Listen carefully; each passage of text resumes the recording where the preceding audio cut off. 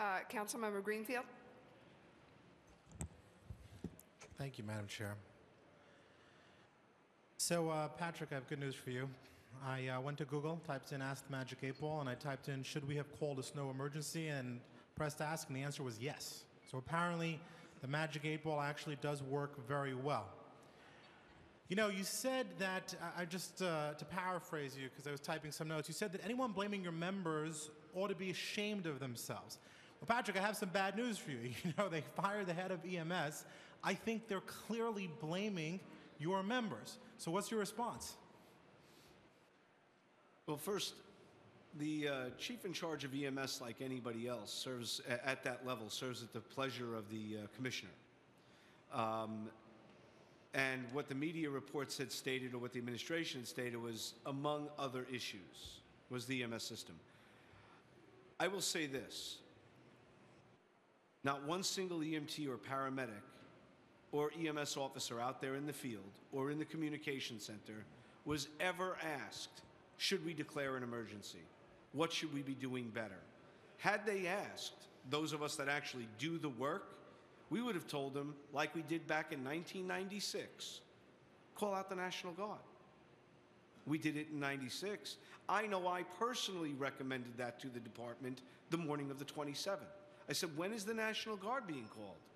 And I heard people say, Mr. Bruno say, well, the National Guard doesn't have resources. It's a load of crap. I was personally working in a Humvee in 1996 in Queens.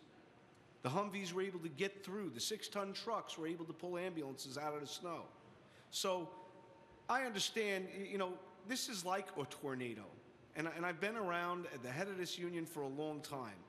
At the very tornado, at the very top, is where this thing starts.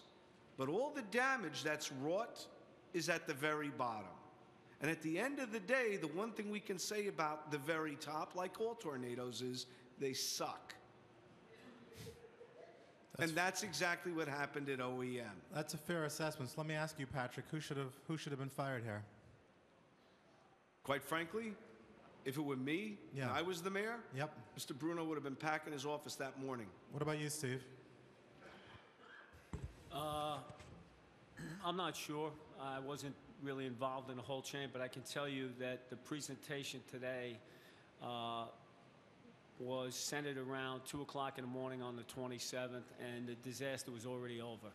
So, I mean, if they were trying to decide whether to declare an emergency at 2 o'clock in the morning on the 27th, where were they at 4 o'clock in the afternoon on the 26th? And that's the real question, and I didn't see anybody get an answer to that today. About you, Patrick and Vinny, what do you think? Well, we'll go with Harry Nespoli, blizzard equals snow emergency. I don't think you need any complicated metrics to figure out when and who should declare one. I have to agree. Whoever failed to declare the snow emergency head on, as soon as you hear that there's going to be a blizzard, or when they cancel a football game because of a large amount of snow, which I can't remember the last time they ever did that, because they play football in the snow all the time, that's the person that should be responsible. Thank you. Thank you, Councilmember Greenfield.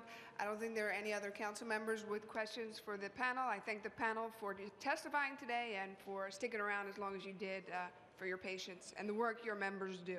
Thank you. Next panel, we have Joseph Colangelo, Local 246 Auto Mechanics.